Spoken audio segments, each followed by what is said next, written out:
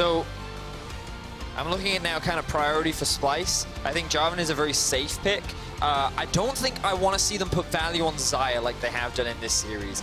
I think that instead, I'm trying to think, do they try and focus on just getting a strong support right now? Something like the Braum could be a good answer if they want to try and just guarantee a strong bot side, and then they can flex the Jarvan wherever they want. I mean, honestly, I sort of like the Xayah Rakan right here pairing up with Jarvan for a very strong team fight. If anything... Into a Galio, though? Into a Galio, it can be a little bit difficult, but Xayah with the self-peel can help a lot against that hard engage. Instead, though, you called it, it's going to be the Braum down in the bottom lane for Norskeren. So looking more towards the style we saw in the last game, where it's very safe picks on the bottom side to play through their solo laners, and especially Vizicsacsi. But Rek'Sai stays up and available. I was gonna say the Rek'Sai, and then he locked it in instantly, which leads me to believe now they just lock in their mid laner if they want to. But instead they're just gonna go for the confident pick with the Kalista. Yeah, so this is a really strong 2v2 that we see a lot over in the LCK, where having the strong all-in of the Galio as well as the Kalista in the early levels is so good. Now, I'm honestly surprised that we see this Vayne, because I'm like, you know what? Pick an Ezreal or something could scale and sit back. Vayne is not necessarily that pick. Yeah, but Kobbe is undefeated on the Vayne this split, 2-0. He is yet to be killed on the Vayne this split, 5-0-2 in his games. And who else to step up but the all-pro AD carry? So what I quite like about the pick is the fact that it does outscale, and I think it's one of the few that can outtrade a Kalista. Not at super early levels, especially if we see one of those Hail of Blades Kalista, which is very lane dominant. But I do think that many AD carries consider it to be a very favorable matchup. And with the Braum and Jarvan, I feel like you've already got yourself a pretty well-rounded team comp with the side of Splyce. You have damage, you have engage, you have peel, you have a lot of utility, and they still have a lot of flexibility in their draft as well. Remember, while we don't expect it, Vayne can still be flexed to somewhere else, and there's always that threat along with the Jarvan between top and jungle. Yeah, and so my only question is whether or not they save counterpick for mid lane all the way last and reveal where this Jarvan is going to be going, or if they grab themselves a relatively safe mid lane or something like, I don't know, a Syndra perhaps could be relatively useful here for Humanoid. We're looking at a primed Hecarim pick right now. With everything banned away, you would imagine, I feel like this is SK saying, you don't play it, so we will. And if you don't lock it in now, we're just going to lock it in, because like Poppy, Kennen, Vlad, Akali, these are all picks that are considered very, very good into that champion, and we know Werlyb likes to play it. So to me, this is a big shout. This is the champion SK is looking at. There is the Syndra pick, though, and a great prediction on that one. Now, Vedius, we'll see if your Hecarim prediction does gallop its way into this pick and ban. SK maybe needs something out of that bag of tricks, maybe need a few comfort picks to be able to take this victory against Splyce. Well, right now, I think it might be a Hecarim over here for SK. We already see those summoner spells changed up. Ignite plus TP for Werlyb means this is almost surely going to be the Hecarim locked in here. Good prediction, Vedius. Thank you very much. We're just smurfing. We're smurfing. So can we get the last one is the honest question. It's like as easy as solo queue. So I'm wondering now, do they go for a hyper-aggressive mid lane? Like, I don't expect Pirean to play something like a Fizz. It's not usually his style of champion, so I think what else could you go into the Syndra? They could consider something like the Azir once again. I'm not a massive fan of it, but it is one option that they could go for. Depends how edgy they're feeling.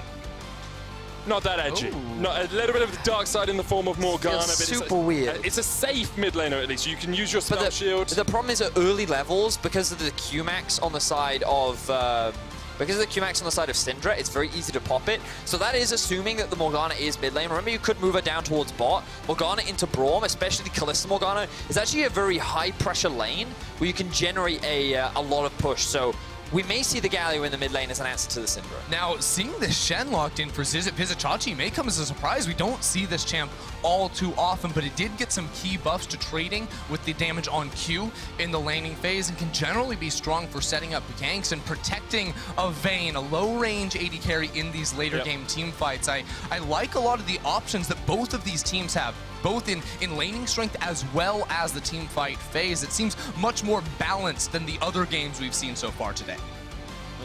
Shen, of course, did get buffed on 9.6 as well with the Q buffs, getting a little bit more damage coming out from that. And it is Chachi's most played across his career, if I'm reading these numbers right as well. So he is very, very it comfortable is. on that champion in the top lane. Unicorns of Love, when they had that really good year, I want to think it was in 2017, the year that he played with Xerxe, their Shen was one of the biggest picks for him alongside that jungler. And now, with one win away from moving on to round 2 in the LEC playoffs, is going to be bringing it back. So definitely a big pick. Really excited to see him back on the champion.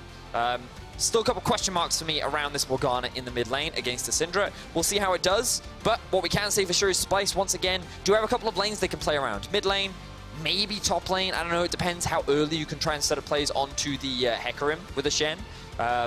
Meanwhile, for SK, I do think that with the Rek'Sai, you're kind of looking at that bot lane ender. I believe we are going to hand it over to an interview. Law standing by with Splyce's coach. Let's see what he has to say. This is match point for you guys now, but what do you think about this draft from SK? I think they went a bit all in on the early game, which is fine. They have a good draft for sure, like they want to snowball through bot, but if their first place fail, I think the game will be over. We kind of try to force them into a situation where in the last game they have to basically take aggressive moves, and after the last game that we did where we were super aggressive, we want them to force them to make a mistake. So if they make a mistake, we'll win the game. All right, we'll see how it goes for you guys now. Let's dive back into the game. Casters, take it away. Thank you very much, Law. Some wise words there from Duke there for trying to force SK into the early game. That was their intention with the draft. And it seems to have worked out well because SK have a very strong early game team. And I think it's important how he said that SK are looking to snowball through the bottom lane, because in this draft, Splyce gave themselves a lot of tools to defend from that. Not only do you have the Braum to stay alive, but you have the Vayne. I think Vayne is actually very good into Rek'Sai ganks, because the second he comes through a tunnel, especially if he's trying to flank you or come from behind, you can get immediately condemned into a wall. So that lane should be able to stay relatively safe in the 2 versus 2. And then as long as they survive until level 6, the Shen should make any plays around there very, very difficult. It's the Hail of Blades Kalista as well, which exciting. is really cool. We saw Uzi playing it in the RNG versus IG matchup, and if anyone did watch that game, you will be reminded of how dominating he was in that matchup. It is really powerful. The fact that you can stack up 3 Ren stacks like almost immediately and then just pop them is just so much burst and trade damage, and also the amount of mobility that you get as well, which is a really big deal. So when you pair that up with a Galio, it's just such a strong 2v2, and while Braum can do a good job of mitigating some of that, I don't believe he stops the actual Ren stacks from building up inside you. So the moment his shield drops, he can pop just as quickly, especially in those early levels. So it's definitely an easy lane to play around for the side of SK. Yeah, and especially once you see the Blazing King or even just the Bilgewater Cutlass come in for Kalista, having that extra slow, as well as you mentioned the mobility from the Hail of Blades, those first 3 auto attacks, you can instantly get on towards your target, give yourself a lot of tools to play with. But I also think for SK, since we are focusing on their early game, it's worth pointing out mid lane as well. Thinking about trying to gank a Syndra, usually she's a relatively safe champion because she can use her Scatter the Weak to knock away any jungler, especially a Rek'Sai whose approach is very slow and telegraphed. But if Morgana just uses the Black Shield on towards the Rek'Sai, there are abilities for them to look for moves around the mid lane early as well. There are just a couple of technical issues getting into the game, which is why we are continuing to talk without any action underneath us. The computers are getting restarted, and we'll get official updates from League officials in just a minute's time. So apologies for that, of course, but it means we have more time to talk. Yeah, and I'm going to talk about Syndra into Morgana. Now, I don't recall what the Morgana mid from earlier in the day maxed, but usually you would put 3 points in your Tormented Soil, and then you would max Q into E. That's what I seem to recall from the Morgana mid of my days. Now, the problem with that is the strength of the spell shield is obviously not very high, right? And when you're playing this utility-heavy Morgana, I wouldn't be surprised if we did see actually second max, or at least putting points in the Black Shield, because your role isn't really to kill anything, it is there to provide utility, you know, by going with the Glacial Augment and slowing everything down. And I think that with against a Syndra, if you do put extra points in your E, then it means the risk of you getting stunned is very low. But in the early levels, you can just instantly pop her Black Shield with a QW combo, and then you set up for the stun. So, like, I think that it can be a very rough matchup for La Morgana, and it gives a lot of options for Xerxe to set up ganks with the Jarvan. Yeah, and I think importantly for Pirean, he needs to be very He needs to decide the right moments to use the Black Shield, because you shouldn't be using Black Shield just like absorb poke trades from the Syndra, I don't it's think. true, it's true. So if you save it until you actually already see the Scout of the Week come through, I don't think he should be under too much risk of being fired upon, especially once you finish off the GLP. It becomes actually very difficult to close the gap on towards that Morgana when she has the extra slow field from quite a long range thanks to the Glacial Augment. And the one thing we didn't talk about the first time we saw it was that she actually runs the change dematerializer, and now that you only have 3 and you can like proc it early, you actually get to that wave clear point a little bit earlier in the game with the Morgana. And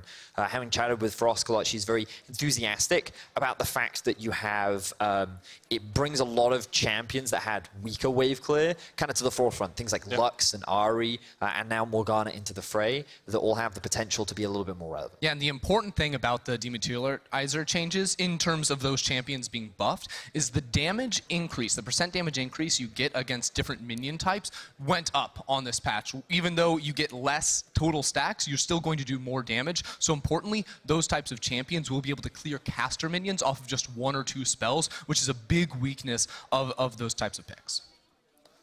So in terms of, like, we've kind of talked about some of the intricacies of the matchups, and we'll look at those more as we get on into the game. We'll actually see them play out, which always makes it a lot more easy to visualize, of course. In terms of play styles for these two teams, Duke said that he thinks SK being forced into a very early game focus, a very early game team that just needs to accelerate early leads. Would you guys agree with that? And do you think Splyce have a good way of countering that sort of play style? Yeah, so I would generally agree, because when you look at SK's composition, they do not have much damage when it comes to later game team fights, especially magic damage. The Morgana, one of the big weaknesses we saw out of that pick in game 1 was that you didn't have a huge impact in the team fights. But also, we know Kalista is going to get outscaled by the Vayne in the fights. The Rek'Sai not going to be quite as useful as the Jarvan's ability to hard engage these tools. If anything, the one area of the map where they do outscale is going to be Hecarim, because he's running the Ignite as well as Conqueror up against the Shen. Side lane should be very good, and Hecarim is a very strong team fighter. So that's sort of the wild card for SK. If they are going to challenge in the team fights, I think it's going to be mainly due to Werlyb. Well, keep our eyes on Werlyb in the top lane. His Hecarim performance in game 1 was pretty exemplary. Was able to get quite a few leads and was winning that 1v1 matchup against Xerxe. But Xerxe here on more of a dedicated tank, so perhaps harder to kill in the in those sort of like 1v1 moments. And I think the question now becomes, you know, can SK evolve and adapt enough through this series? Because game 1, they were pretty strong. They came back against Splyce. Game 2, game 3, Splyce seemed to grow into the series, grow into the best of 5, and SK didn't really react to that growth coming out from their opponents. I think I think they tried to. Again, we talked a little bit about it in game 3, where it felt like they went more for a scaling option because that's what they expected from Splyce, that the games would end up going along, and they weren't prepared for a very quick early game transitioning into a strong mid game from Splyce, because that's not conventionally what you see. And I just find it very surprising how they compensated for one of the most common weaknesses, which is Xerxe often getting isolated and dying with the Tahm Kench pick. Now, this time around, they have not drafted much of a 1-3-1. Like, they have options to do it in the sense that they do have shit. So I guess it's more of a 1-4. Yeah, but even with Shen and sideline, I think Hecarim is going to outscale in the 1v1. Sure. So if anything, it's more of like you absorb pressure and then can ult in for a Yes, fight. I think so. Remember, though, we have seen Kobbe run teleport on the Vayne as well, so he could also send her to a side lane, so there's potential for a 1-3-1. But ultimately, I think we're going to see more team fighting this time around, and I think that's a better environment for SK to be in. I love team fighting, Vedius, but due to a technical issue, getting into Game Champion Selection is going to be remade. It's same pick, same bans. We are not going to show it on the broadcast, so you get to continue looking at, you know, the players, maybe sometimes at Vedius's face, Ender's face, my face at times, but we should be getting on into the action as soon as possible.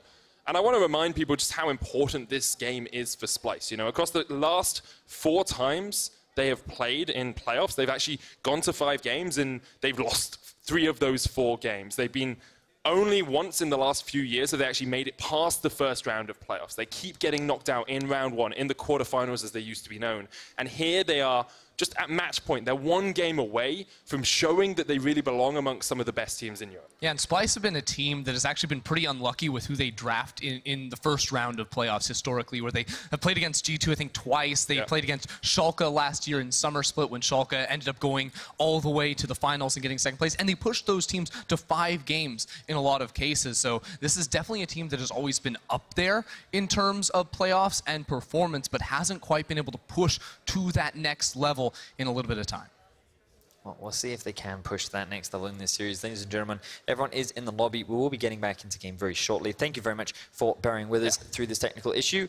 You've had to listen to us speak a lot about the game, and we will repeat some of these things once we're actually in the game. But it's been a pretty exciting series overall. I definitely think that SK have surprised a number of people. Games 1 and Game 2 were definitely very close. And even though I think there were a number of mistakes, I also felt like we saw a lot of very positive things from the young rookie squad as well. So I'm excited to see what they can do in Game 4. Splyce, once again, looking like the heavy favorites as we move into Game 4, considering how dominant their performance was in Game 3. And I think you can't look past how inexperienced at sort of the highest level this SK lineup is. You know, you've got Crownshot, Werlyb, and Selfmade. I was trying to think of the other Mad Lions, and Selfmade, who have all come up from the Mad Lions in EU Masters. Like, Werlyb played back in 2015 in playoffs, but they lost to H2K 3-0 and didn't actually get past the first round on Giants. Then you've got Pirean, who's kind of bounced all across the map, has played a playoff performance in the LCK with SKT, was on Phoenix 1, was an Impulse. And then you have Dreams, whose biggest accomplishment was playing on Mysterious Monkeys a couple of seasons ago. So this team is kind of like the next generation of EU talent, in my opinion. It's kind of the bedrock of the LEC, and these are the guys that we'll see for years to come. Yeah, and it makes you just so excited to see the young blood like this actually competing at the highest level. You know, they've made it to playoffs. No one expected that from this team coming into the split. Even halfway through, they're like, yeah, we think they're a good team, but how long does it go? And you look at the teams they knocked out, right? Misfits, Schalke, both of those teams were kind of bandied around as some of the big names in the LEC, and then SK kind of rose up as this dark horse and just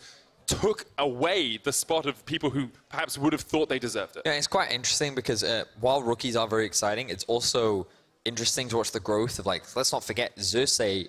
It feels like just yesterday that he was rookie of the split, right? And he was new to the league, and now he's one of the established junglers, and he's been having a great series. And then you think of even older veterans like Vizicsacsi, who's been playing League for, what, like 6 years in Europe, and like the fact that he can still maintain with a lot of the young blood that comes into our league is very impressive. And while Europe has this tendency to produce a lot of new young talent, we also have a lot of old veteran talent that seems to be able to maintain a very high level of performance. Or even continue to grow in their performance. I mean, you look at Xerxe and Chachi, you would have put them near the top, but I think this split we've seen Xerxe grow, this split we've seen Chachi grow as well, and they just continue to iterate and evolve alongside League of Legends, which is always evolving as a game. Yeah, just learning how to adapt and learning how to continually come back and impress.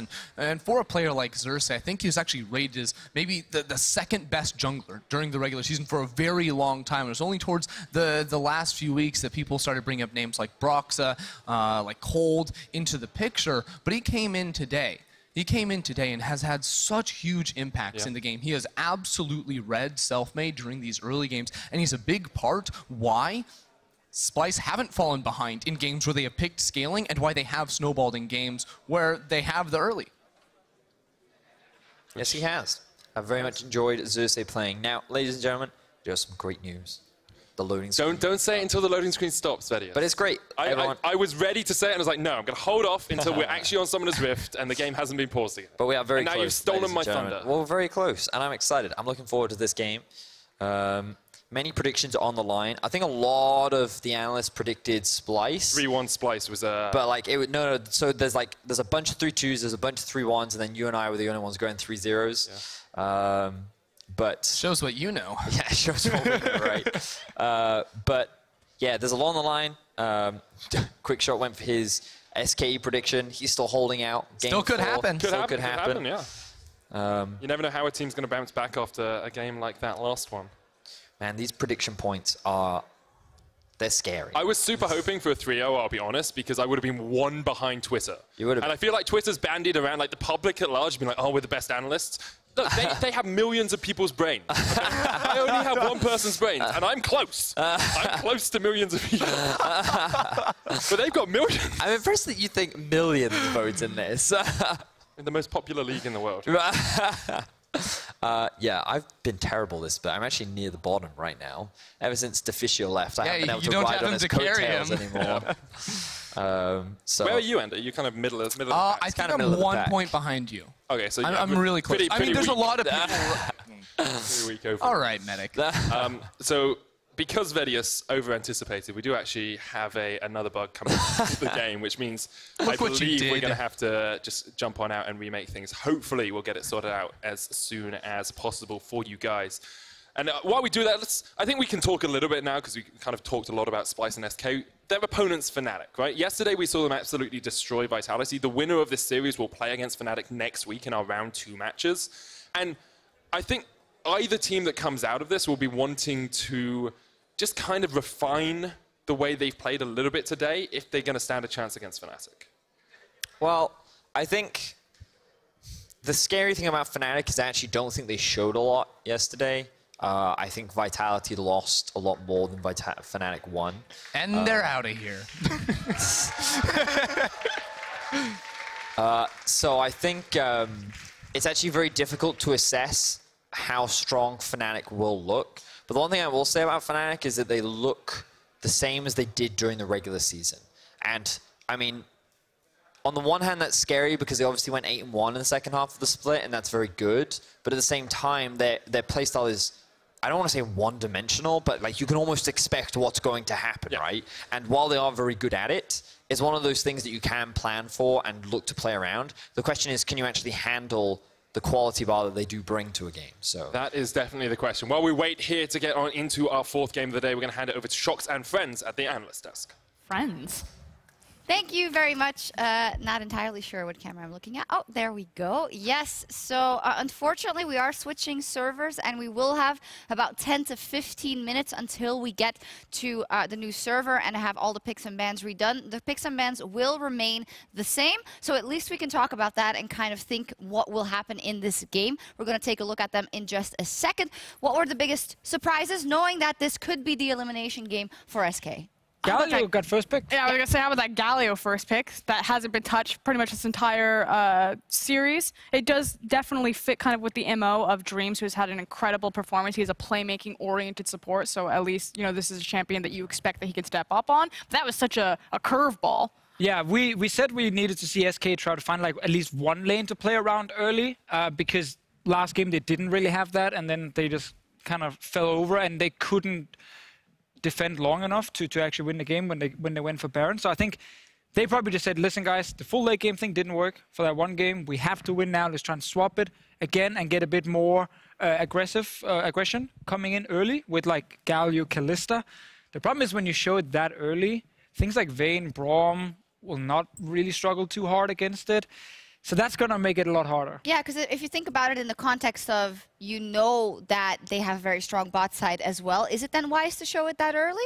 I think it kind of introduced some interesting mind games where if I'm looking at the Galio, I'm like, okay, you know, why do you priority pick a Galio when it feels like the Rek'Sai wants to be there? But it almost forces them to then respond by taking away the Jarvan. I just want to highlight for people watching the picks here, there is a small mistake. Braum is actually on the other side with Splyce, and Morgana is picked by SK, but in the second phase. It even confuses the graphics. It's just so people don't get completely confused. It's not like they're running a Galio mid in this game and Braum down in the support role. But yeah, I think this draft is super hard to play for SK on their side. They also do have the Hecarim top, which actually worked okay in the first game. That could be a shine light. And I think the fact that you have Rek'Sai coming in for Selfmade is pretty crucial because he needs a really good early jungle matchup. Personally, for me, I felt like Werlyb was very hit and miss on the Hecarim performance. There were sometimes you like watch it play, like, yes, Werlyb, that was crazy, that was insane. There was other times like, Werlyb, please just go in. I think what's really important about Hecarim top, since we've only seen it a couple times, was permabanned in the previous best of 5 of Fnatic versus Vitality,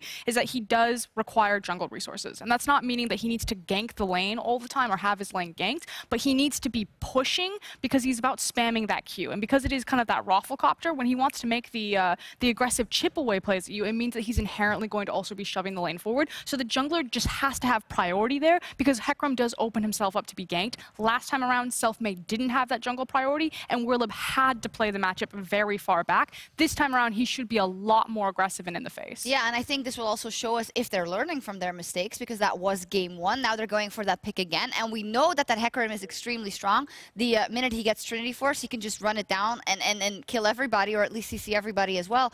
So we'll have to see if they make that adaptation in their playstyle as well as in their picks and bans. What do we make about this Morgana being so prevalent all of a sudden in this series? I thought that was actually very surprising that he got picked in this specific game, because I felt like the entire draft from SK was very much screaming kind of all in towards the back line. You know, you have Galio, Hecarim, Rek'Sai can all try and reach onto someone like Kobbe, reach onto Humanoid on the Syndra, and then they grab Morgana with it.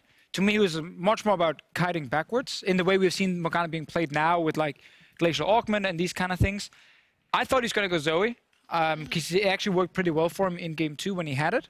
So that one surprised me quite a lot, and I'm not sure it's actually going to help SK too much in this draft. I feel like the mentality is that he saw Syndra and he was like, okay, do I have a champion that can survive this lane phase? And do I have a champion that can help empower my Rek'Sai to get in through the scatter the weak? Because I think that's the issue. Like, while you have all of this engaged, you can drop the black shield on the Rek'Sai, and then hopefully Rek'Sai can actually get in and find the unburrow, and then likewise he can survive lane. But I do agree, it didn't really fit in the larger scheme of things. I think it was a very like shoot from the hip, reactive type of pick that Pirean was looking for because it was a blind pick Syndra. Yeah, and sometimes in those situations, it's like, yes, you then negate that power and you can black shield it, but what else does it really offer you? And it might turn out not to be the best decision that you could have made. Something else, what could have fit here better? Again, for me, Zoe.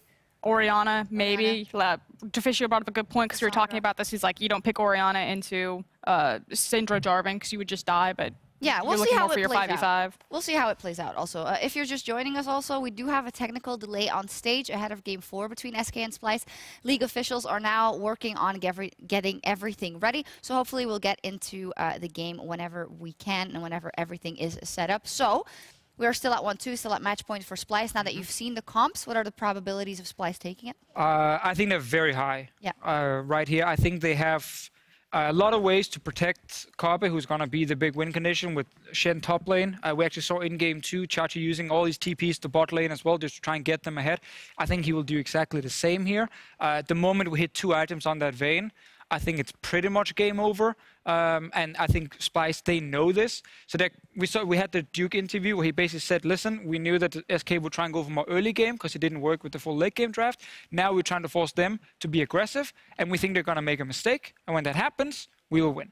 So that's very much we don't actually believe you can snowball. So we have Vayne ready to just carry the game when we get there. Frost? I think it's a mental read. I love Duke's plan right there. I agree with Deficio. I think the big question for me for SK is like, what kind of damage can Werlyb do on this Hecarim pick? You know, is this something that is deserved to be permabanned for an entire series?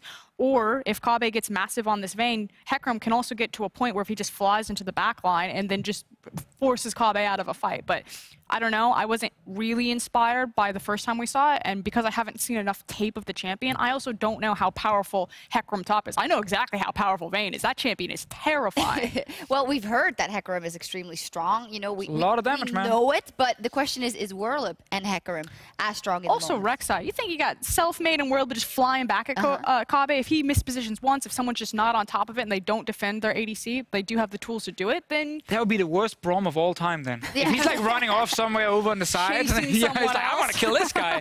He's obviously going to be there. I think Syndra also provides even more CC coming in on that side. So the whole thing is literally peel for your back line, also with Shen on their side. So it's going to be very difficult late game. But that's the thing now. I think SK are forced into picking for early game, and that's why I said last game was kind of meta-defining for this series. That Splyce showed you can't draft for late game against us, we will win then. It forced SK to go back to a style that it's not always been too successful for them, because this series, they've actually done well when they got to like 40 minutes. Now they don't want to get there. And what I want viewers to kind of watch for, especially when they're watching Splyce, because this is always coming down to 5v5s, watch where Kobbe stands and how his team zones for him. You expect the Vayne will be standing next to the Syndra because the Syndra threatens. You can't dive back onto him. I'll just scatter the weak, push you out. You expect that Braum's constantly going to be shielding up Vayne, moving with her, disengaging with this Q. And the nice thing is even though you have a Jarvan in this composition, he's not necessarily there to force an engagement unless they find a clean pick or it's like time for the go button. You know, people got whittled down or something like that. But because he has the Demacia flag, like again, Kobbe just goes sick for this game. This can just be Splyce moving very slowly around their ADC until they see their moment where they lunge forward. Yeah, to me it just looks like it's set up for Kobbe and for Splyce to close it out, but they do have to do it. Now, we've talked a lot about picks and bans, and while we wait, we can also get a bit more insight for SK, because Laura is standing by with their strategic coach. Thank you, Xerxe, but it is not the strategic code, it is broken shard again. How are you feeling now? It's match point for Splyce. How are the guys on stage? I mean, we just need to regroup ourselves and get our thoughts together so that the last game, something like that doesn't happen again, where we don't really have answers to what they can do on the map. This game, we give ourselves a lot more tools to really pressure Splyce. And obviously, like, I feel like a lot of the players are playing champions that we've been practicing a lot as well. So I think we have pretty good chances to snowball this game. Can you talk me through what went wrong during the game 3? Were you expecting the Vel'Koz pick, for example? I mean, we kind of could guess that they could play some kind of weird mages with Tahm Kench, like Kobbe's played Victor in the past and Cassio. So maybe the specific pick might have been a bit weird, but we kind of expected them to play some kind of wave clear mage. In that game, it just, the players weren't really able to execute on the windows that were opening to them, and we decided that this type of composition was just not suited to us. Okay. And we were just going to try something else for the 4th game. Awesome. Now going into game 4, I went into the audience and asked some questions to people sitting here, and I found Alex in the audience, and he wants to know, why are you losing to late game comps when you have the edge in the early game? The thing is, like, stage and practice are completely two different things. In practice, games are much more hectic and snowbally, and we're able to push our early advantages. In the stage games, we're not finding the same early advantages that we have. So it's a bit difficult, especially with a rookie team, to kind of get used to the fact that scrims are going to be like X and stage games are going to be like Y. To be honest, Splyce were losing late games with late game comps, and we were winning late game with early game comps. So, Alex, it's not so as simple as just like pick late game, win late game. All right, well, thank you for your insight, and thank you, Alex, for the question. Now Thanks, back to Alex. you, Xerxe. Alex is on Broken Shard's list, man. That guy Alex went in. Broken Shard is right now going straight into the other. Alex, where the hell are you? I would love is Alex Miller, the owner of SK. He's like, why are you guys doing that? Oh my god, I love that. Great stuff, Law. Apparently he knows nothing about strategy also. Broken Shard, he's not the strategic coach. I like that, yeah. Sorry. He's the head coach. Yeah, I'm sorry. I mean, we're making a bit light of the situation. I think everyone will forgive us for that since we've been waiting a little bit. But he did give some good insight. He said, well, things are just not translating every time to the stage, and I think that's also to be expected. Yeah, and again, with a rookie, squad with a lot of inexperience, I like the word that he also used in tools, that he wanted to empower his players to have tools that they could try to force plays into the early game against Splyce. Now they actually have to execute on them, because in game number 1, things went very sideways. Yeah, I just heard that they were trying to track down Alex, but they can't find him anymore. So he left. Ran away. He's ran away. We don't know. So yeah, as we refocus in on this game, sorry, it's just really funny.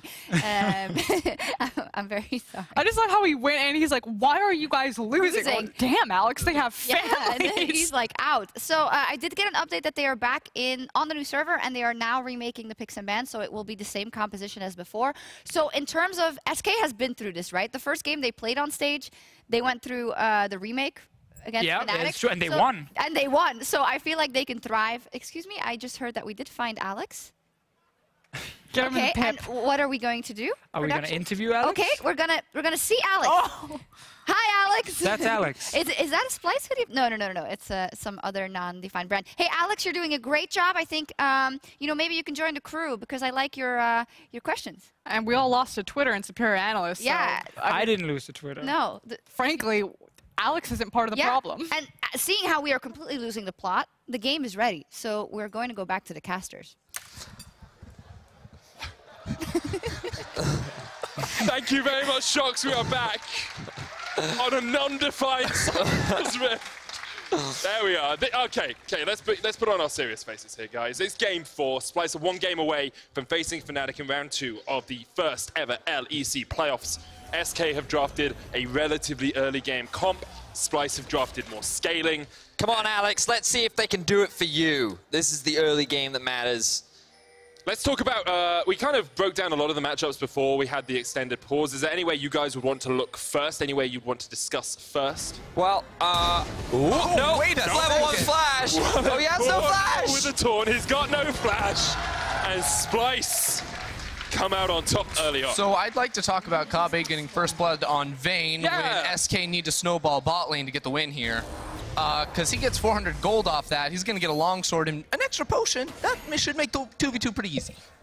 Definitely evens it out a little bit for them, you know, getting the extra longsword, a bit of extra damage. We have actually seen a very similar level 1 where the Vayne gets a kill in the Fnatic game up against XL in week 8. It was a bit more of an invade at that time, but having a Braum at level 1 just makes it so much easier for you to get kills. Concussive blows is so easy to stack, and although Crownshot and Dreams will be able to pull the wave here and get the wave pushing in their favor, you still think Kobbe and Norskeren are ahead. So let's have a look at this level 1 and see exactly what Splyce decided to do. So the first thing you'll notice is that the bot lane has decided to group up with the team, and they're going to start moving through. They're going to come in from behind Werlyb, and they're going to sneak into this burst. So he has no visibility, right? So as we roll the replay, what you'll notice is that Werlyb has no information right now that this is happening, right? And remember that at level 1, he has no flash. So if we zoom in a little bit closer, you'll see how Vizicsacsi went over the wall with the taunt, and Werlyb has no idea that he is behind him. And with the duo at the bot lane, remember Werlyb, no flash, no way to get out of this situation.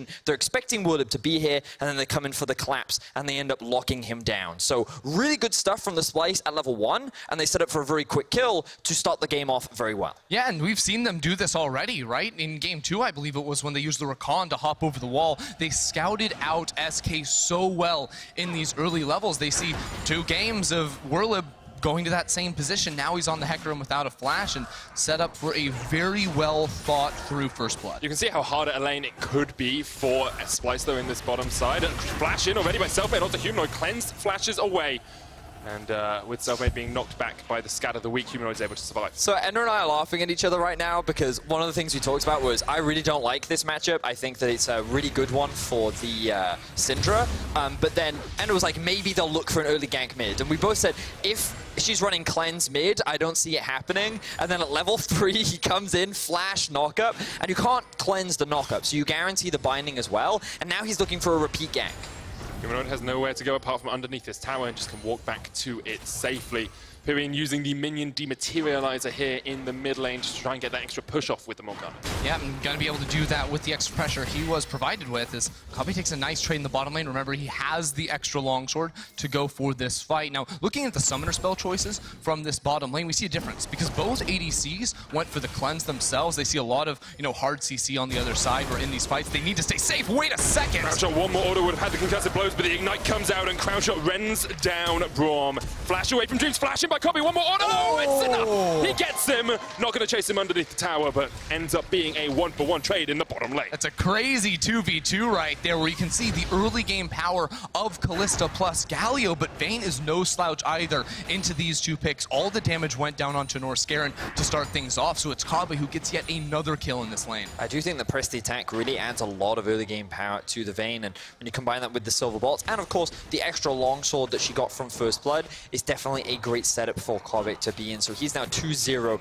on this Vayne very early on, and remember that for SK, their whole game plan and win condition was snowball through bot, rely on this early game Kalista to get ahead, and this is not the situation you want to find yourself in. No, it's not. And while Kobbe did get 2 kills in this lane, I think SK do have some hope, and that is because there's basically no summoners left. It's just the cleanse for Kobbe that he still has. So we see Selfmade now level 4 pathing towards this bottom side of the map. Feels like they would love to look and punish, but it's Xerxe who spots him out.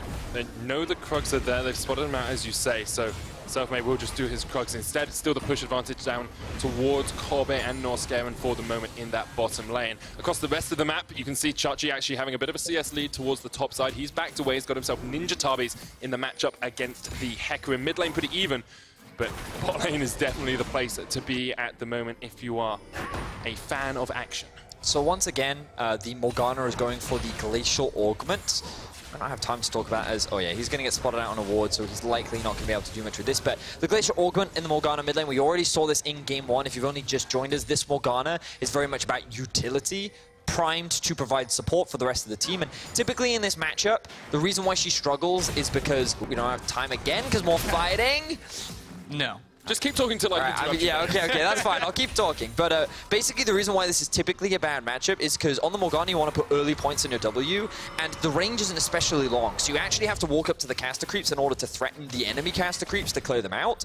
And at that range, Syndra can just sit near the melee creeps and just harass you back and basically make your life difficult. But because she has no summoner spells, she's forced to play defensively, which means that Morgana can always just walk up to the lane and has priority. So the early gank from Selfmade was so important, and it has made this matchup so much easier for Pirean to play. Yeah, and while mid lane definitely got the help from Selfmade, bottom lane, not the same story, because it's Xerxe been constantly pathing around there and providing vision, even though there hasn't been a gank. You just saw Crownshot was forced to reset, to miss a minion wave. They lost a plate down in that bottom lane, and the Ocean Drake went over towards Splyce as well. So I think that Xerxe getting a little bit of the upper hand in this early game by playing around his very strong Vayne at the moment. That's definitely working out for Splyce. They have about an 800 gold lead, 7 minutes into the game. And Chachi actually having a pretty easy performance in the top lane on the Shen as well. 15, 16 CS up.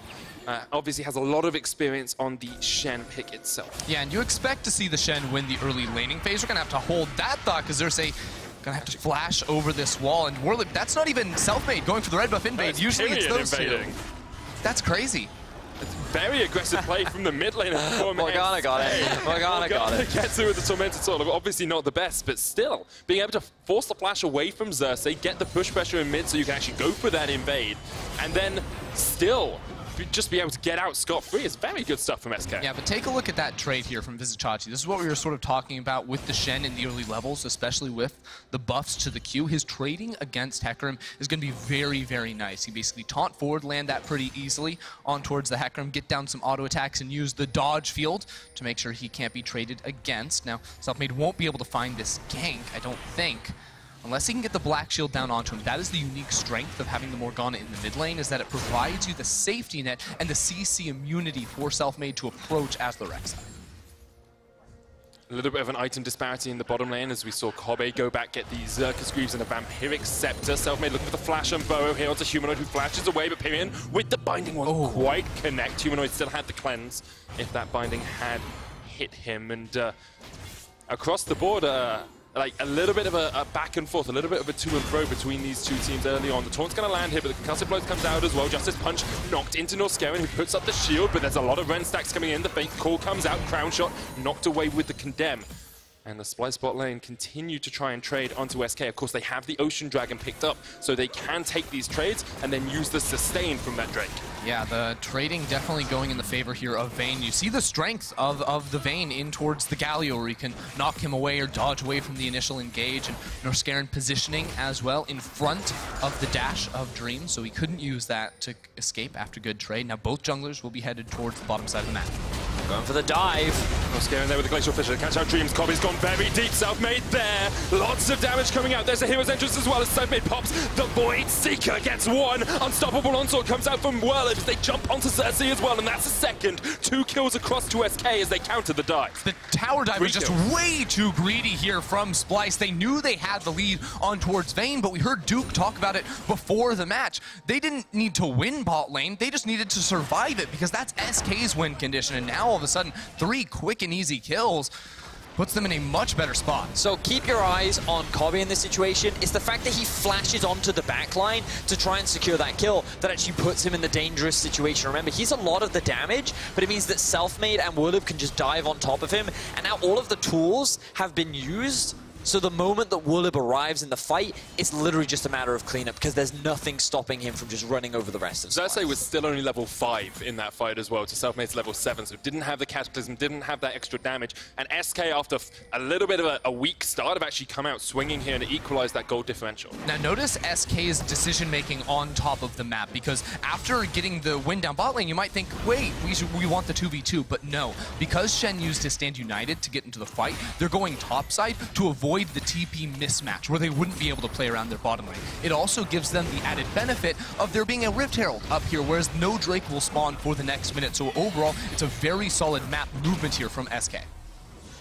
I very much concur, Ender. And I think that now SK are looking to try and push that as much as they can. They're going to use the Herald immediately towards the top side. And also keep your eyes on the mid lane. You'll notice that because all of the members of SK have actually gone up towards the top side of the map, Pirean is immediately forced to play very defensively with Jarvan hanging around that mid-tier 1, and the risk of a potential dive means that SK have just basically thrown everything towards the top lane to try and secure the first tower of the game. They just about get it. Kobbe was actually hitting minions for a little while there. Maybe would have been able to get the tower if he had decided just to focus it down. But still, goal pretty much even between these two teams just as we come past the 11-minute mark with Infernal Dragon up in 20 seconds or so. It seems like that's the position on the map that Splyce are going to play towards. Now, there will be some big cooldowns missing if there is a fight that breaks out around this objective. No Stand United for Vizicsacsi, no Heroes entrance for Dreams down on the bottom side. But apart from that, both teams are relatively well equipped for this fight. But notice the vision control. Because the map was split and Splyce controlled bot side, they have all the control words to dominate the vision. Humanoid caught out, deciding not to use the cleanse, taunted, straight away uses the cleanse, but the Soul Shackle's going to come down as well. He pops the Unleashed Power onto Pirean, Dreams gets the kill, down towards the bottom side, the Void Rush comes out from Selfmade, double knock-up though, and Kobbe can open up with this Vayne. They're going to catch out Dreams, who goes golden, Crownshot caught in the Cataclysm, running away, Dreams down towards the bottom side, Werlyb coming in, the knockback with the decimating charges on Kobbe, Crownshot will take him, Dreams will die, and still Werlyb holds off on the ultimate. SK come out on top in the fight though. Ends up being a 2-for-2, but as you rightly said, SK are the ones that come out on top. They're the ones setting up a siege onto this tier 1 and will secure more plates. And honestly, the amount of time that Splyce were able to stall out as Chachi now in danger. Chased out, he was baiting for a long time there. Just tried to keep fighting against Werlyb, but couldn't do anything. Ends up just killing himself. He ends up dying isolated once more, increasing his total to 24 as SK look to build up an even bigger early game lead. And the most impressive part is that Werlyb didn't actually need his ultimate when he came in. He used the charge initially to just assassinate Kobbe, and that meant that he held on to it. And I don't think Vizicsacsi was really respecting that when he went for this pointless duel over by the blue buff. I do think that the cleanse should have just come out immediately from Humanoid. The fact that he holds onto it for too long means he doesn't actually dodge from the Soul Shackles, so he dies to the Ignite and the Galio. And you think at this point, oh, Kobbe, he's just going to find a bunch of kills, but then you see the Zhonya's coming out from Dreams, means that Kobbe gets indecisive and doesn't commit to Crownshot. So Crownshot in a 1v2 actually ends up forcing the enemy back, and that provides time for Werlyb to then join the fight. So the indecision from Kobbe around the Zhonyas from Dreams means that he ends up dropping in the fight, and that's why SK are able to take it. And ultimately, without this kill on the back half with Vizicsacsi, again, no idea what he's doing right now. It was just an even 2-for-2, and you can see that without having Werlyb there right at the start of the fight, the 5v5 was a little bit more challenging for SK to maneuver. A long time ago, though, we talked about the Hail of Blades Kalista in this bottom lane. We said how strong she can be, how Uzi played her incredibly well in the RNG versus IG match. 3-1-1 on Crownshot already. If you want an early game powerhouse, if you want someone who will spike at that 20-minute, that 2-item mark, a Kalista with a bunch of kills under her belt is definitely that champion. She certainly is, and you kind of need her to be that strong. Typically, she doesn't have to be this strong at this point in the game, but the fact that she is definitely a big advantage for SK. Now, I think she's working towards the Runan's Hurricane second. Typically, I like to see the Rage Blade second. I personally think it's a really big spike, but I have seen preference differentials between the two AD carries. Norskeren going for a bit of a trade, but it's definitely a little bit more of a team fight itemization choice where you can then get rend onto multiple targets rather than just trying to build as many as quickly as possible onto a single. Hold to that. Stand United use his Xerxe going in, Pirean flashes away. And Xerxe just going to get caught out by the tower. Good stuff from Pirean to escape. Did have to burn his flash, of course, but it's a big ultimate used by Chachi. Now Selfmade is waiting around the corner here in the top lane. Norskeren and Kobbe giving him respect, giving him the time of day, and just retreating back behind that remnant of a tower. Void Hunter looking for a plate, wasn't able to find anything because Norskeren and Kobbe were playing very defensively. And remember that the Shen ult is unavailable, so SK feel pretty confident that they can look for this fight, and it's just going to force Kobbe and Norskeren back, which then allows Selfmade full control over the topside jungle. Yeah, and the tides have really turned in this 2v2. Granted, Selfmade is giving a lot of control over towards the duo lane, who's currently pushing topside, but because they invaded this whole top area of the map, it becomes very easy for Pirean and Werlyb to knock down this tower. And look how far forward they are. They're sitting inside of the bush, looking for a dive, or looking for a pick, or looking for something. This team really is willing always to take the 50-50 fights. If they see an opportunity, they will pounce. And it's very easy to forget how poorly this game started for SK, you know. We saw a kill going over to Kobbe at level 1. He was able to get into the lane with a longsword with an extra potion. But SK have found the picks, have found the plays to turn it around, and now actually in looking a very strong position at the 15-minute mark. They said this is an early game comp. Duke said we wanted them to play an early game comp. Well, it's working out well for SK so far. Yeah, and a lot of it is off the back of a couple of small mistakes from Splyce, but also just some good team fights going out from the side of SK. Be sure to check out our POV stream at twitch.tv/RiotGames2 and our YouTube channel. Should we go to a Game 5, we'll see the game through the eyes of the supports, but which one is entirely up to you. Spam the chat now, Dreams or Norskeren, depending on who you want to see. I believe right now we are looking at the game through Vizicacsi's eyes. Yes. I believe so as well, but they haven't put that in the auto queue, so basically guesswork. Yeah. It's either Vizicacsi or Werlyb. Shen gameplay, always the most riveting. Hey, he's got 3 kills. That's why I said always the most riveting. I don't like your sarcasm, Vedius. There was no sarcasm there. I love Shen. Okay. I'm gonna ask a pretty direct question here, guys, and I pre-warned you about that. I am a really good player. Oh, Norskeren's actually fighting in the bottom lane. Crownshot uses the hero's entrance. Norskeren's forced back. Selfmade gets behind them. Kobbe having to jump away with the final hour. Dreams tries to get underneath the tower, but can't land a taunt. Xerxe here in time. Werlyb diving under the tower as well. Forced back. Pirean was coming in from the side, and Splyce should just give up the pressure on this tower. They can't fight against all 5 members of SK. SK had the players down here, the numbers advantage, and they will get the tower, but I actually think it's a big mistake from Selfmade at the start. He saw blood in the water on Kobbe. He got both summoners off of that champion, but had he just focused Norskeren right off the bat, it could have been an easy kill here for SK. Can't blame him for trying to target out Kobbe. He's played Vayne 5 times in his career, has never lost on it, hasn't died on the champion this split at all. Well, he has twice. Yes, now he has. He hadn't before today died on a Vayne at all this split. Splyce definitely on the back foot as SK continue to advance. 2k up. Next dragon is a mountain for them if they want it. That will be spawning in about 8 seconds time. Ooh, good binding, landing onto Xerxe. As SK playing this early game extremely well. They've been able to secure... Ooh, they didn't quite get the bot tower, but all of the outer towers are down. But already 18 minutes in, it feels like SK have full control over the map. And I always get so impressed with what Selfmade is able to do on this Rek'Sai. It feels like that his presence in counter-ganking towards the bot side of the map, the fact that he was able to alleviate a lot of the pressure from Pirean in the mid lane, and overall his impact in this game has been a large part as to why SK have been able to have such a strong start. And he's going to continue to be very important to this team as well, and I think we're seeing a little bit of a different style in terms of his build path with the early BF sword. That means he's itemizing in towards a second item, Guardian Angel, and that's something you don't always see on the Rek'Sai. It's usually going to be the Black Cleaver for the armor shred and the extra moon speed CR. All those stats are very good on the champion, but instead he knows that he's actually going to be diving more into these fights. I think that when you have a Hecarim and you see this very strong Vayne on the other side, he wants to look for that ult all the way back into the back line, and the GA will give him more of the tools to do that. Well, continue to trade here. We'll get the decimating charge back onto Chachi. If he charges when Chachi has that Spirit's Refuge up, has that circle of damage reduction up, it actually doesn't do any damage, counts as an auto attack, so not actually going to be able to do too much. We'll still displace him out of it. And I can come back to my question. So we talked a lot about SK having an early game draft, having power early on and wanting to play through, you know, the first 20, 25 minutes of the game. But where is the break point? Where is the point where Splyce start to take over team fights, where Splyce start to be the team in advantage? Is it 2? Is it 3? Is it 4 items?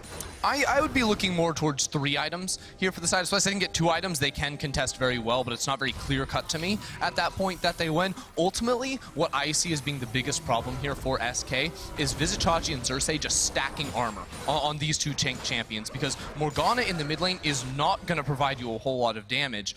She's mainly there to set up, you know, the CC denial on your AD carry. Look for some pick potential, have the CC in the fights, and SK do not have that much in the ways of damage other than the physical. I think that's a really good point, Ender. And as we can see, a lot of AD is being built on the side of SK.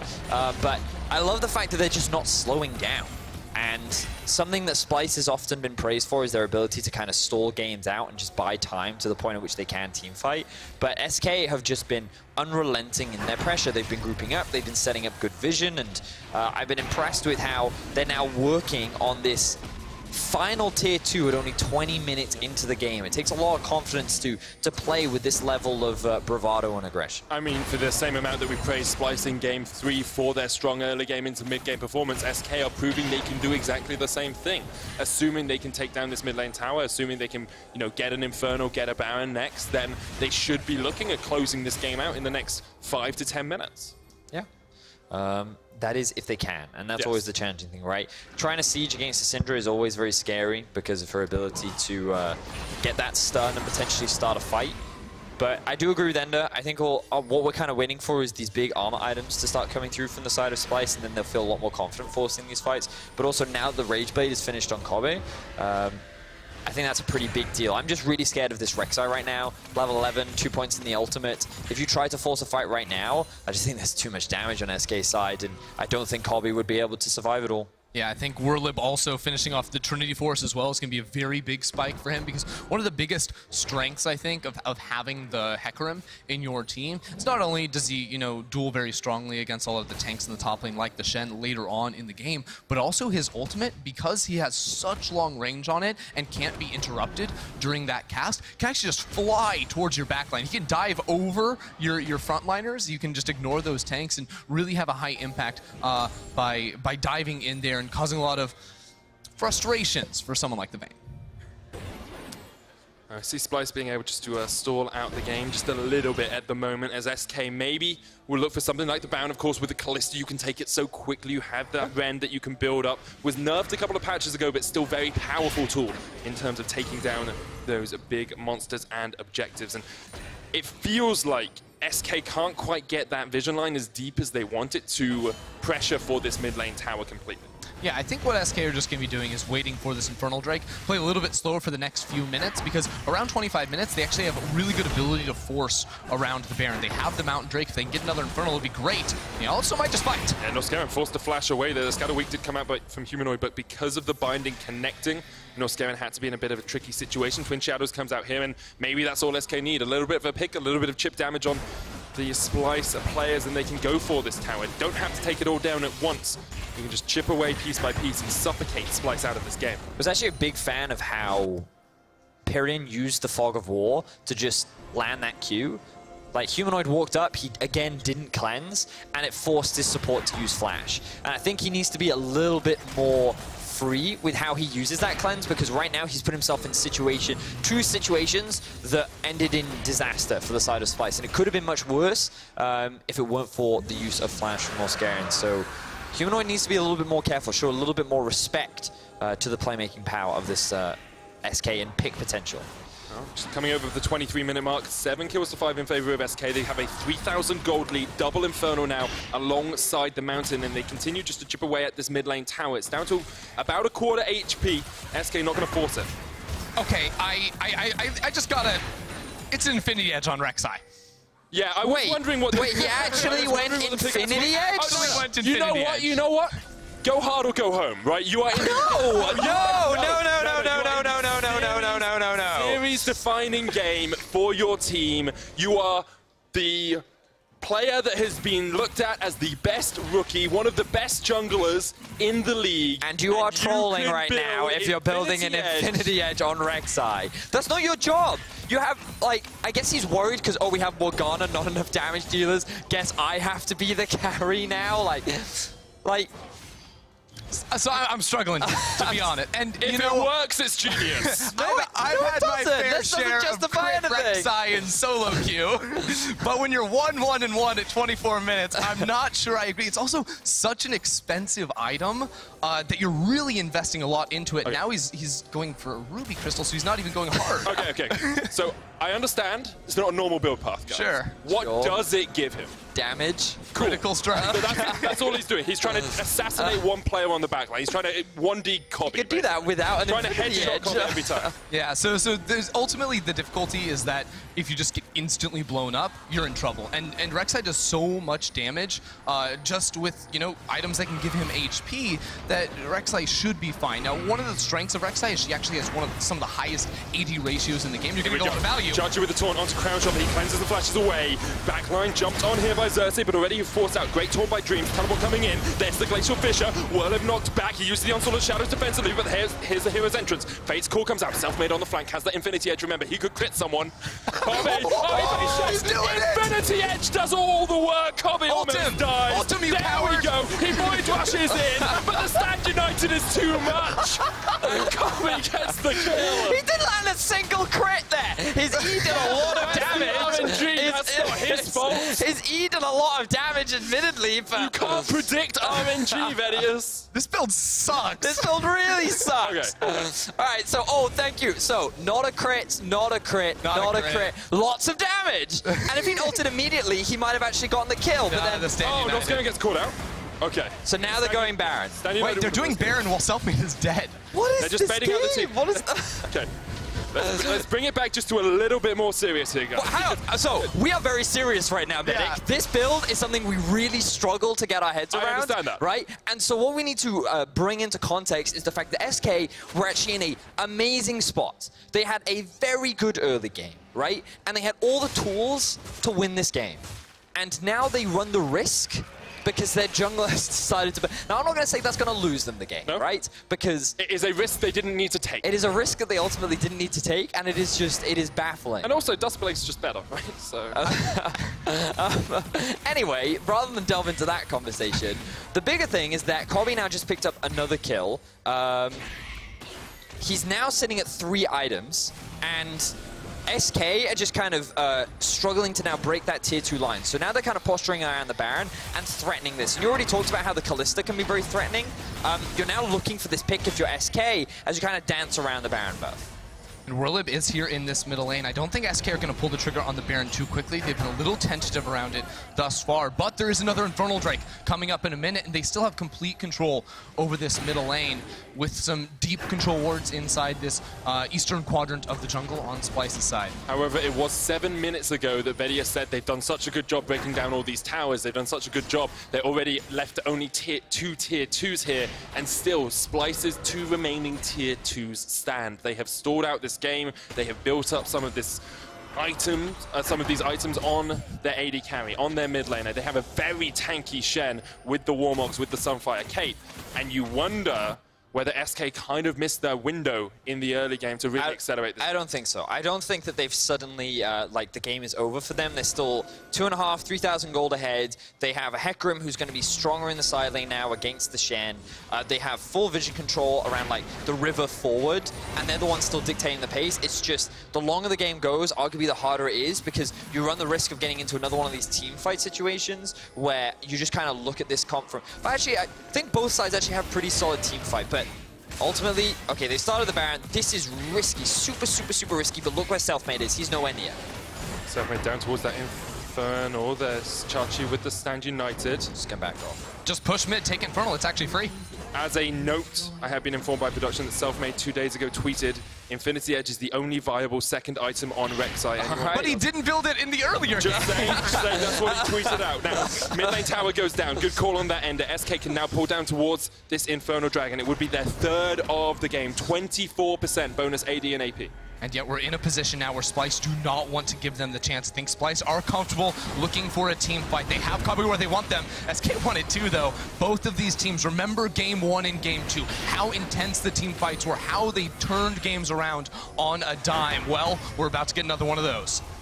Selfmade on the Infernal Dragon here. Crownshot there as well. Splyce maybe looking for the fight because they've split up SK. Werlyb has the flank. There's the Infernal.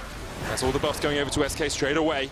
Chachi has a few spears in his back. Werlyb caught out with the Scatter of the Week. Crownshot's in the pit. Werlyb has the possibility of an onslaught of shadows here, but SK just want to disengage. Crownshot can jump across the wall, remember, with the Pierce if he needs to. Actually, Pirean's going to jump in. The face call comes out. SK want the fight. Splyce, the front line is Chachi. Humanoid from the side. There's the Glacial Prison. Xerxe caught out by Werlyb. It's all on Kobbe. Watch the AD carries here. Kobbe steps forward into the hero's entrance, knocked up, and look at the damage coming out from SK. That Runan ults from Crownshot doing absolute work. Chachi takes one. We have a hit of the status game as Kobbe's still on the front line. He gets one. Can Kobbe do it? He's still alive. He gets Selfmade. He gets Pirean. Somehow Kobbe managed to survive and takes down two. And Pirean and Werlyb have to run for the wind.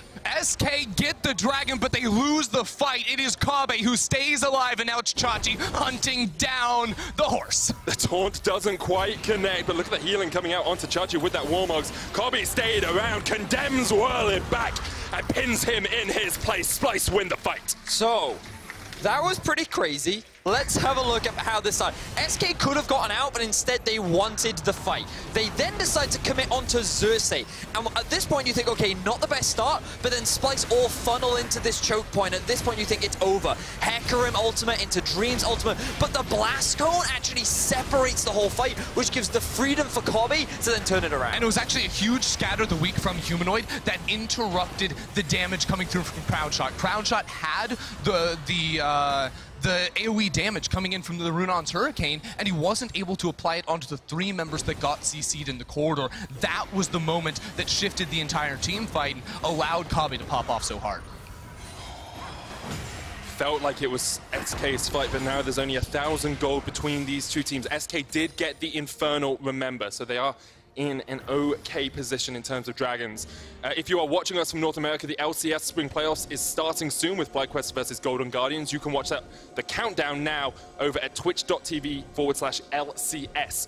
When we close out Splyce versus SK, the LCS is switching to twitch.tv/Riot Games, and the post-game lobby will move to twitch.tv/LEC. So if you want to stay tuned for that, go to twitch.tv/LEC. And I believe Golden Guardians and FlyQuest will be playing later on this evening. That's what I said. Yes, sorry, my apologies, but the point is, it's supposed to be an exciting series just like this one is, as SK are still in a great position to bring us to a Game 5. Two very evenly matched teams over in North America, two very evenly matched teams here, it seems, as well. That was the point I was trying to get at. I got there. I do it for you, buddy. We're a great team. Thank you very much, man. Now, Kobbe has gone from 225 to 525 now. 4 completed items with the GA. There's 4 on the side of Crownshot as well, and you have to feel these late-game teamfights are going, well, mid to late-game teamfights are going to be defined by the AD carry. This is just a battle, ADC on ADC. They have equal itemization at the moment. It's Kalista versus Vayne, and if Kalista can actually kite around in these fights, you get the big Ren damage coming through, you can go up against it. But we just saw Kobbe absolutely outplay SK around that dragon, and oh, it's gearing up.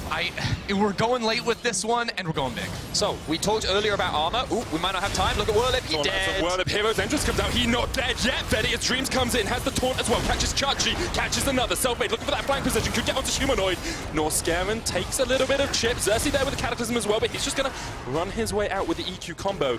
And Werlyb definitely not dead yet, as he has escaped down towards the bottom side. He's split apart with the next Kobbe just going in onto Selfmade here, jumping forward with the flash. Selfmade gets away. Norskeren with the Glacial Fissure though catches out one. Chachi there. Xerxe joining the fight as well as Kobbe continues to tumble forward, continues to try and condemn SK to defeat, but can't quite land those final shots. Kobbe saw the Infinity Edge Rex. Chachi's gonna catch Selfmade. Oh, he's not tanky enough. He goes golden, but all he's doing is stopping his death. Splyce get one. Crownshot knocked in, uses the cleanse, jumps forward, it's the AD carries going in, Humanoid, somehow it survives, and now Crownshot has to dance backwards, use that martial cadence, come back away from the fight. SK have Werlyb, no onslaught of shadows yet, but Pirean has the slows, there's the binding onto Norskeren, Crownshot there, Chachi can't quite land the stun, but puts down the Spirit's Refuge. He's going to be alive for the moment as he gets back away from the fight with Gargoyle Stoneplay. SK looking for the resets here, they've caught out one, Selfmade stood down for 20 seconds, but the Baron could be in their sights. Ends up being a 1-for-1 in the end. Norskeren traded for Selfmade. The fact that the jungler's not there doesn't actually bother SK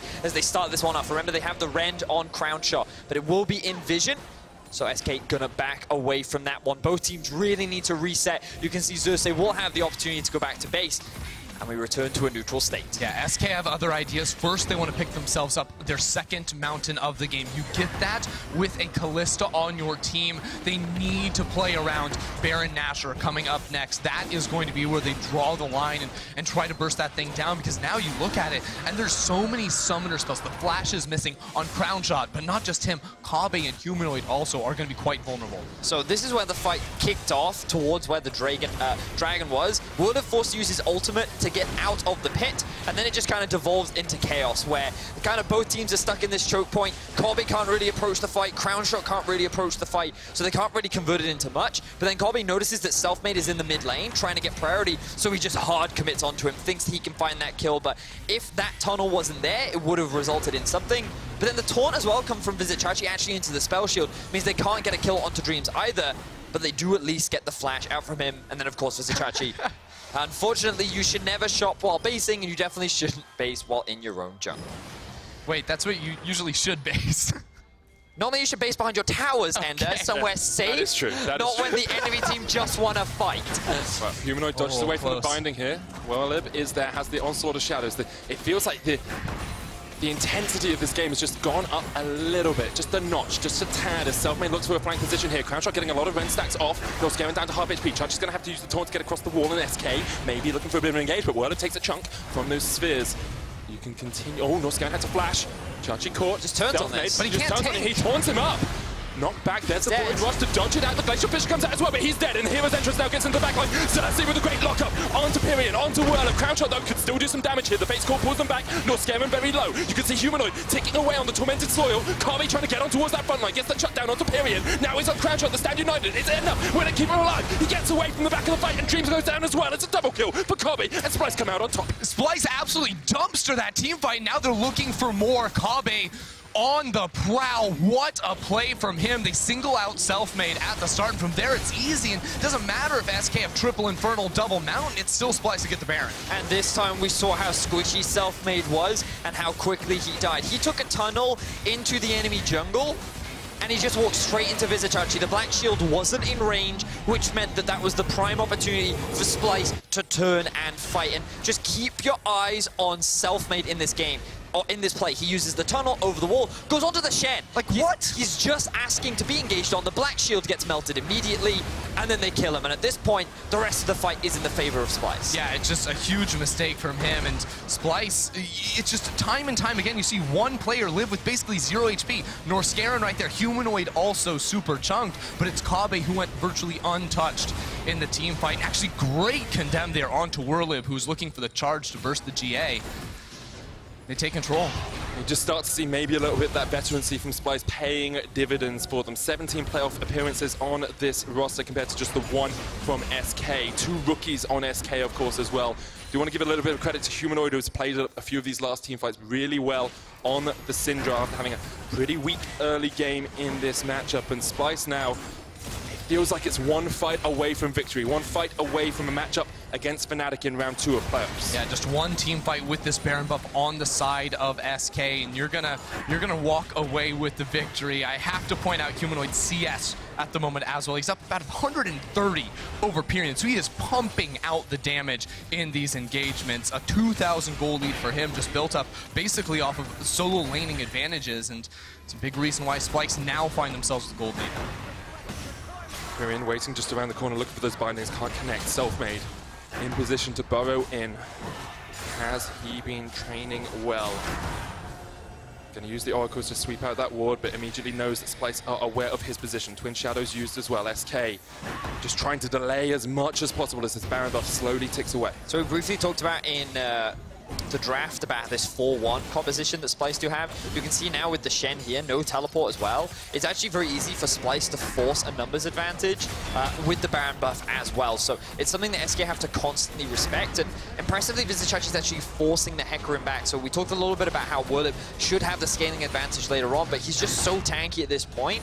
And with the Baron buff and powered minions as well, it's just too difficult for Werlyb to really approach the wave and come out on top. Yeah, the Baron buff is the ultimate equalizer when it comes to 1v1 matchups inside. Oh, Crownshot! Straight into the GA. The unleashed power is just too much damage. Dreams forced away as well. Pirean opened up on by Kobbe here. Dreams gets the Justice Punch in Selfmade just way too late before he even joins the party. Will pop the Void Rush, but shut down onto Crownshot. Shut down onto Dreams. SK's hopes in this game are being shut down by Splyce. It is just Pirean and Werlyb left to defend. Now most of Splyce are relatively low at the moment, so I don't know if they can look for the end, but they surely look for the inhibitor. Chachi just went back to base and he has the TP to regroup. He's going to use it. Werlyb and Pirean are the last line defense. You just said it, Ender, but Splyce, they have Fnatic set in their eyes. They want to make it to round 2. Let's see if SK can Werlyb gets onto the back line. He shuts down Humanoid, but he will go pop straight into the GA. Now, there is a counter minion here. Still 20 seconds on the rest of SK. They'll take down Werlyb. It's all on Pirean. Dreams up in 7, but the Nexus towers have already taken damage. And Kobbe has gone legendary with 10 kills. Splyce look to close.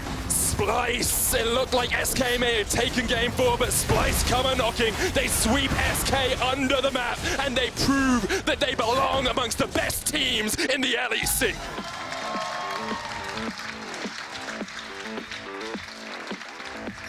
After a good regular season, Splyce come into playoffs as heavy favorites, and while game 1 definitely showcased some mistakes, they cleaned things up. And they were able to get some very impressive in the late game, in the final game that mattered the most. Yeah, the team fights early on in the series were impressive to watch from them. That game 3, they showed a completely different style. Yes. It was impressive from them. The 1-3-1 comp, they show that it's not just the one-dimensional play style, that they have other tricks up their sleeve. And now going into round 2, after 3-1 victory, looking pretty solid. And it was something that you mentioned as well in the game, and the armor items really did come into fruition later on into the game. Having that front line for Kobbe to play around just kind of unleashed the beast. You know, they soaked up so much damage. You said so many members got so low health, and just kind of showcased that SK's composition could only do so much. And unfortunately, they just couldn't get through that front line, which then allowed Kobbe to clean up. What I think I really like from Splyce in this series is that little bit of versatility that they showed in game 3 as well, playing completely through the early game, shoring up that mid game that has been a weakness from them. It feels like they've used the couple of weeks we've had from the end of the split to now to really work on their weaknesses and become a stronger, cohesive unit.